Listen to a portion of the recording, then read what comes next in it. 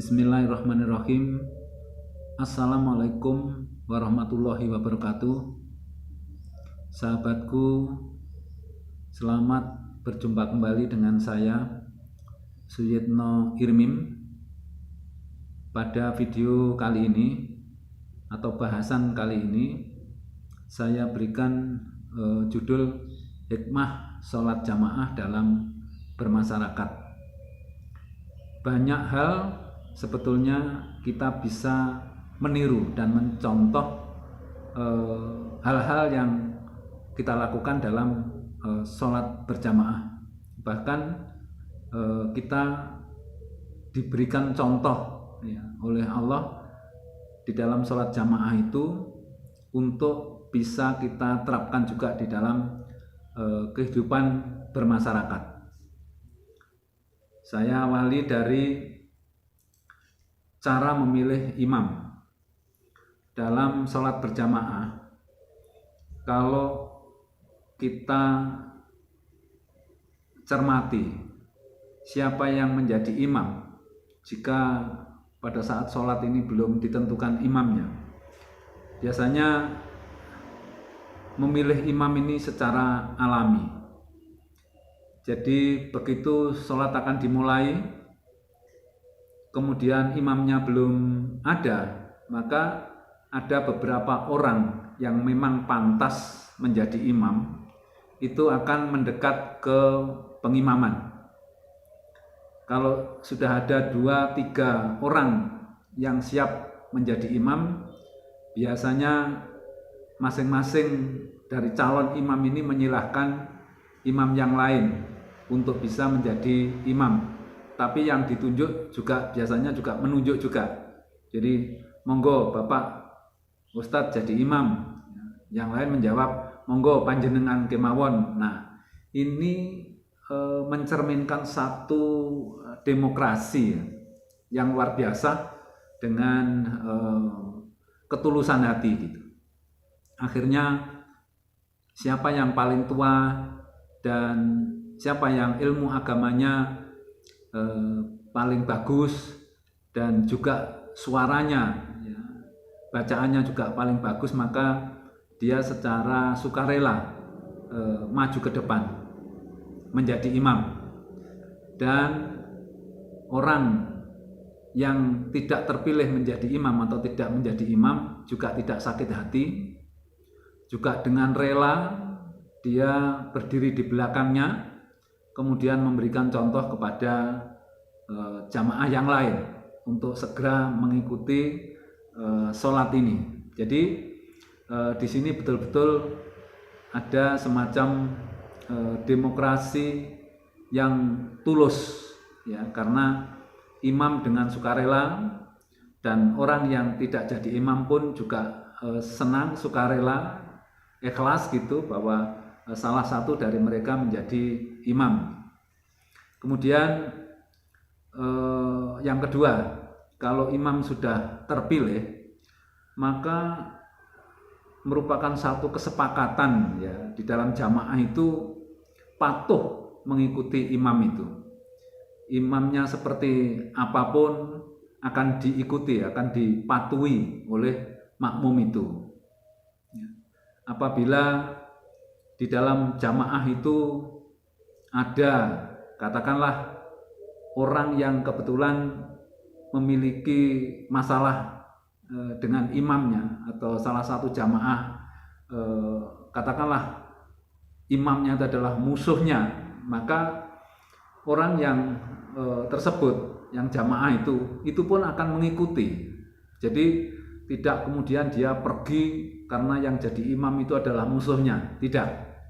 Jadi pada saat itu orang yang memang dalam tanda kutip bermasalah, bermusuhan dengan imam, itu pun di dalam sholat jamaah dia akan mengikuti, ya.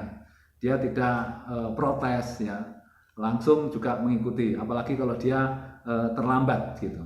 Jadi orang yang terlambat pun langsung mengikuti jamaah. Artinya orang-orang kalau di dalam masyarakat bahwa kalau sudah dipilih, katakanlah pemilihan bupati begitu, begitu ada yang sudah terpilih, maka seharusnya masyarakat itu semua termasuk pesaingnya, musuhnya dan lain sebagainya itu ikut ya patuh terhadap imam yang sudah terpilih tadi. Artinya tidak ada protes, tidak ada keberatan, bahkan tidak ada yang keluar masjid untuk tidak mengikuti imam itu. Kemudian orang-orang yang baru datang ya itu juga langsung bergabung, tidak pernah dia tanya siapa imamnya ya. Dia langsung saja mengikuti sholat berjamaah itu ya. Karena saking kesepakatannya udah patuh di dalam aturan ya sholat, siapapun yang menjadi imamnya harus dipatuhi. Kemudian yang ketiga, di dalam sholat berjamaah jika imamnya salah ya, maka makmum ya mengingatkan imam dengan cara yang santun. Allah memberikan cara yang luar biasa ya. Jadi di dalam sholat jamaah itu Allah memberikan contoh bagaimana mengingatkan seorang pemimpin, bagaimana mengingatkan imam ya. Jadi tidak ada begitu imam keliru terus kemudian jamaahnya bengok, imam keluar saja, kamu tidak bisa ngimami, keliru terus. Nah, umpamanya saja nggak ada seperti itu, yang teriak-teriak gitu nggak ada. Ya, Allah memberikan cara yang santun, karena bagaimanapun juga imam sudah kita tentukan, dan imam itu juga manusia, jadi sangat mungkin juga bisa salah gitu loh. Tetapi Allah sudah menyediakan atau menyiapkan bagaimana cara mengingatkan imam yang salah. Ya, Allah memberikan cara bukan dengan kata-kata yang menyakitkan, tetapi justru malah Allah itu rela namanya disebut untuk orang yang salah atau imam yang salah. Jadi dengan mengucap subhanallah. Jadi imam salah, makmumnya atau jamaahnya disuruh mengingatkan dengan cara menyebut nama Allah. Jadi Allah itu rela namanya dipakai untuk mengingatkan imam gitu. Ya, subhanallah. Ya Allah, Engkau maha suci. Nah, imam begitu keliru kemudian diingatkan oleh jamaah, itu pasti dia mau. Tidak ada imam itu brengkel gitu, ya. Tidak ada yang brengkel, tidak ada yang sulit untuk diingatkan. Pasti begitu imam itu salah kemudian diingatkan oleh jamaahnya, makmumnya, maka imam itu akan segera memperbaiki kesalahannya itu. Ya, jadi artinya bahwa kalau jamaah itu mengingatkan dengan cara yang santun, maka imamnya secara otomatis juga akan segera mengikuti atau memperbaiki kesalahan itu. Ya. Kemudian yang berikutnya, jika imam batal dengan sukarela dia mundur. Nah, mungkin sebelum masuk ke sini kita kembali dulu ke mengingatkan imam tadi, cara mengingatkan imam. Jadi di dalam masyarakat gitu, di dalam kehidupan bermasyarakat atau katakanlah berpolitik begitu, seharusnya kita mengikuti sholat jamaah ini di dalam mengingatkan pemimpin, karena pemimpin juga manusia sehingga bisa juga salah ya. Kalau kita mengingatkan pemimpin dengan cara yang santun ya, dengan tidak ada kebencian gitu, saya yakin bahwa pemimpin ini akan bisa memperbaiki ya dengan cara-cara yang santun. Kemudian di dalam sholat kalau imamnya salah, itu juga makmumnya memperbaikinya. Umpamanya saja bacaannya salah, makmum membaca yang benar. Ini artinya bahwa kalau di dalam bermasyarakat ini seorang pemimpin keliru ya di dalam mengambil kebijakan, masyarakat atau orang itu mengingatkan dengan cara yang santun, yang pertama. Yang kedua juga yang betul itu seperti apa gitu. Ya, dia sampaikan konsepnya itu seperti apa. Kalau konsepnya itu betul disampaikan dengan cara yang santun, saya yakin pemerintah ini juga atau pemimpin ini akan senang melaksanakan itu. Tetapi yang ada seringkali caranya agak kasar, dan penuh dengan kebencian, dan sudah begitu tidak ada atau belum disampaikan konsep yang betul itu seperti apa, cuma protes-protes saja. Nah, coba kita renungkan, kita belajar dari sholat jamaah ini, ya, bahwa dalam mengingatkan seorang pemimpin, ya, kita harus melakukannya secara santun gitu. Kemudian berikutnya, jika imam batal dengan sukarela mundur. Nah, ini satu contoh yang luar biasa, ya. Di dalam sholat jamaah itu bila imam batal, berarti seorang imam kalau batal itu namanya sudah tidak bisa memimpin lagi organisasi sholat itu gitu. Ya. Dengan sukarela imam itu akan mundur gitu ya, mundur ya, tidak perlu dilengser gitu.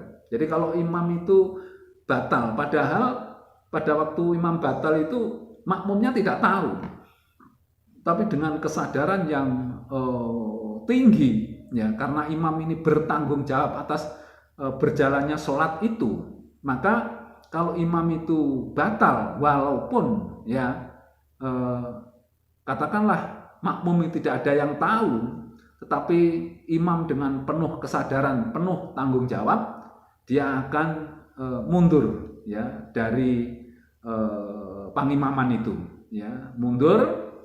Kemudian orang yang ada di belakangnya, ya, itu akan maju ke depan. Kemudian akan diisi terus yang lowong ini, softnya itu akan diisi.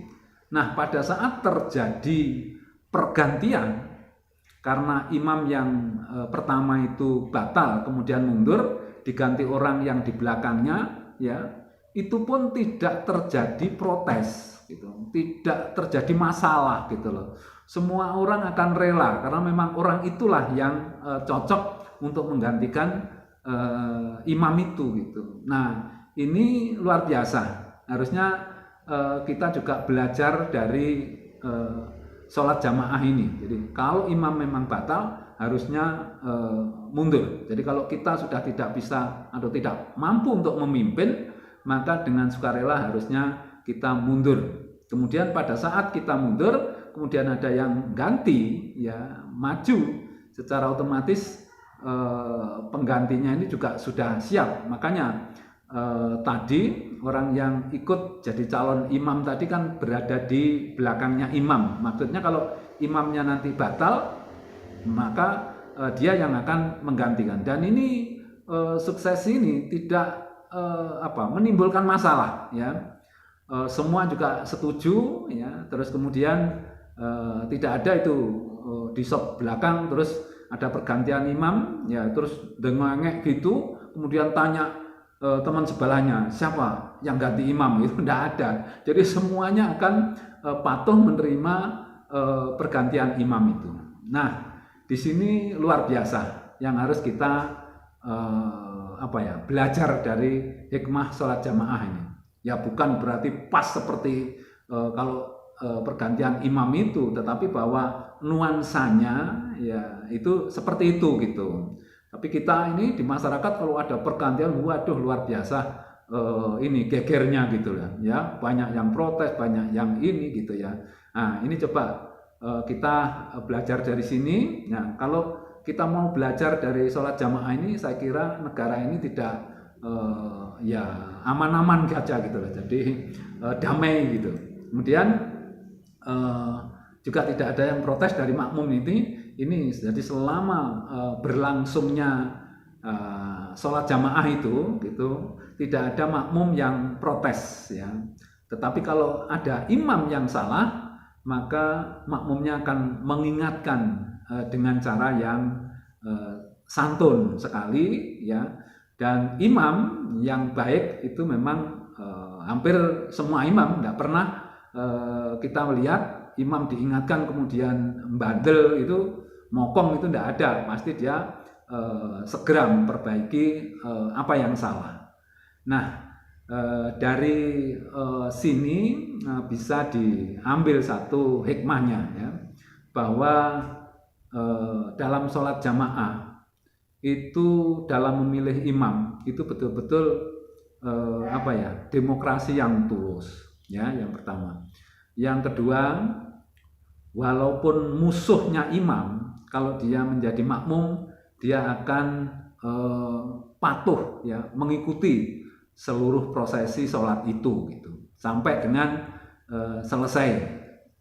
Yang ketiga, ya, jika imamnya batal, maka orang yang di belakangnya itu akan mengganti, dan itu pergantian itu begitu lancar, ya, tidak ada yang protes, gitu, semuanya bisa menerima.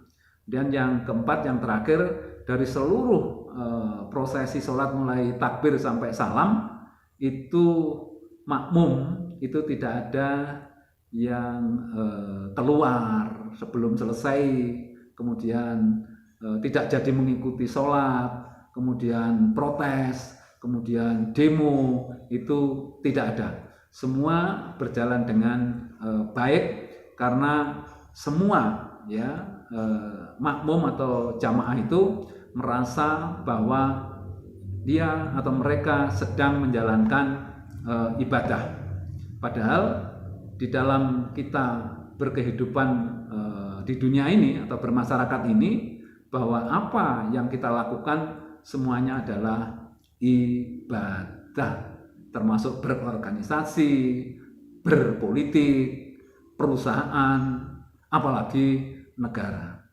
Jadi dengan penjelasan ini mudah-mudahan kita bisa mengambil hikmah dari sholat berjamaah.